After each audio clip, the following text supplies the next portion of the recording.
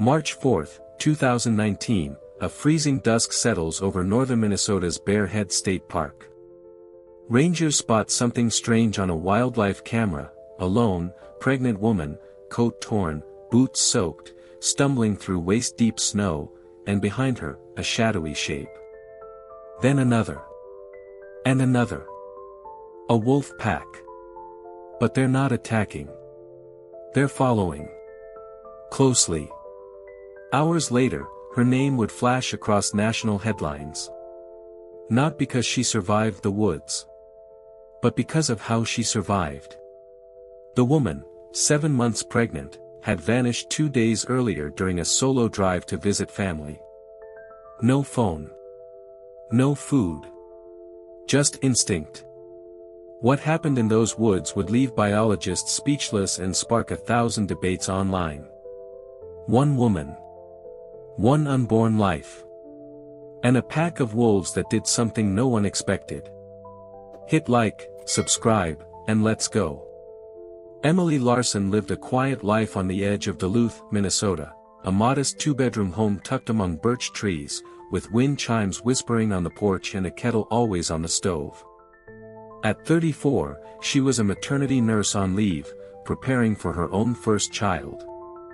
Her days were filled with prenatal books, gentle yoga, long drives through forested backroads, and writing letters to her unborn daughter. She loved animals, always left seed out for birds, sometimes fed foxes near the tree line. Calm, organized, practical. Her husband had passed 3 years earlier, so she learned to live with grief like a soft winter coat, always there, but not always heavy.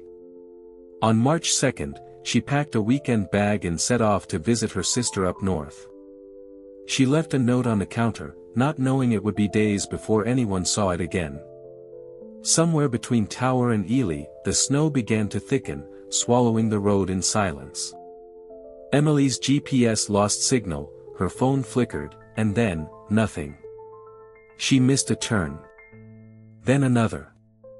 With daylight fading and no other cars in sight, she pressed forward, hoping for a ranger station or a cabin. But instead, her tires sank into a drift off a narrow logging road. Stuck. Alone. No cell service. No houses. Only woods. Thick, endless, white. She tried digging the car out with her hands, but her breath came fast, chest tight, baby kicking. Panic throbbed at the edge of her ribs. She wrapped herself in a blanket and stepped into the forest, believing she could find help, just a mile or two, unaware she was walking deeper into one of Minnesota's most remote wilderness areas, where survival depends not on plans, but on instinct. The deeper Emily moved into the forest, the quieter everything became. No birdsong. No wind. Only the muffled crunch of snow under her boots and the sharp pulse in her ears. She tried following the slope of the land, hoping it would lead to water, and from there, maybe a cabin or a trail. But the forest offered no signs, only shadows that stretched and shifted with each hour. Her gloves were wet. Her legs trembled. She hadn't felt her fingers in over an hour. As dusk fell, she noticed prints in the snow, large, oval, deliberate. At first, she thought they were old. But they kept appearing. Fresh. Paralleling her path. Then came the sound, soft, rhythmic, behind the trees. Not close. Not far. Just enough to remind her, she wasn't alone. But whoever, or whatever, was out there, it wasn't in a hurry.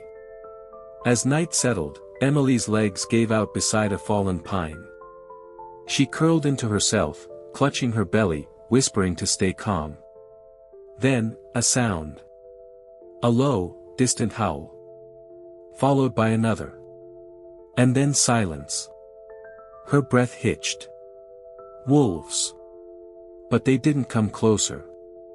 Instead, minutes later, she saw them, 5, maybe 6 shapes, ghost-like in the snow, watching from the trees. Not charging. Just, watching. One paced slowly, circling, then stopped. Emily froze, certain it was the end. But nothing happened. The pack stayed back, alert but still. And somehow, their presence steadied her. They weren't hunting. They were just there. In that moment, memory kicked in, a trail marker she'd passed hours earlier, red paint on bark. If she could retrace, if the wolves kept their distance, she might have a chance. Weak but focused, she stood again. There was still time. Still hope. Emily knew she couldn't last another night. Her feet were numb, contractions had started, faint but real, and the temperature was dropping fast. Trembling, she forced herself up, heart pounding with every step. She fixed her eyes on the red trail mark she remembered, barely visible through the snowfall. Behind her, the wolves moved again, slowly, like shadows threading through trees, never closer, never gone. One howled, sharp and sudden, echoing across the valley. And then, another sound, distant, metallic. A bell? A generator? Civilization. Emily turned, dragging her limbs forward, every breath like glass in her throat. She fell once, twice, but crawled up again, the wolves holding steady behind her, as if pushing her forward without a word. Her vision blurred. One more hill. One more step. But still, no sign of rescue. No certainty. Only the choice to keep going, or collapse. She collapsed beside a frozen creek, breath shallow, limbs refusing to move. Darkness pressed in from all sides, thick and absolute. The wolves gathered at a distance, silent now, their eyes catching the faint moonlight like cold embers. Emily lay still, unsure if she'd moved far enough, unsure if anyone had heard her. Time lost meaning. Her mind drifted between contractions and memories, her mother's voice, the softness of the nursery she'd prepared. She clutched her belly, whispering promises, barely conscious. The only sounds were the distant wind and the low breathing of wolves. No headlights. No footsteps. Just stillness. She didn't know if help was near, if the howl had reached anyone. She didn't know if she'd wake again. But she listened, for boots, for voices, for a sign that this wasn't the end. A beam of light cut through the trees, sudden, sharp, blinding. Voices. Crunching boots. A red parka. Over here, someone shouted.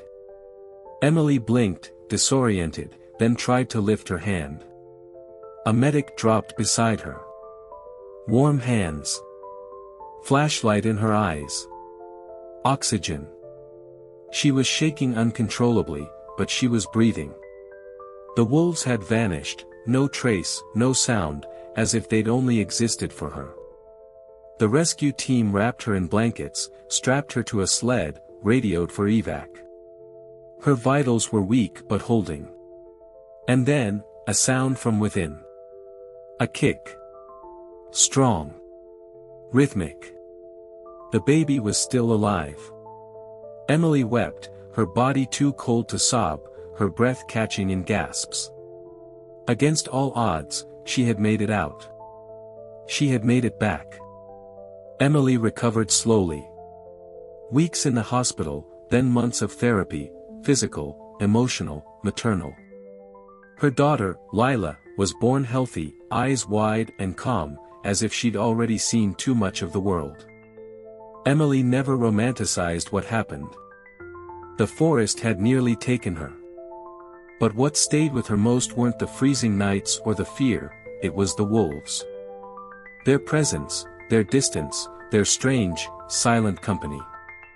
Biologists would later call it coincidence, behavior rooted in territory or curiosity.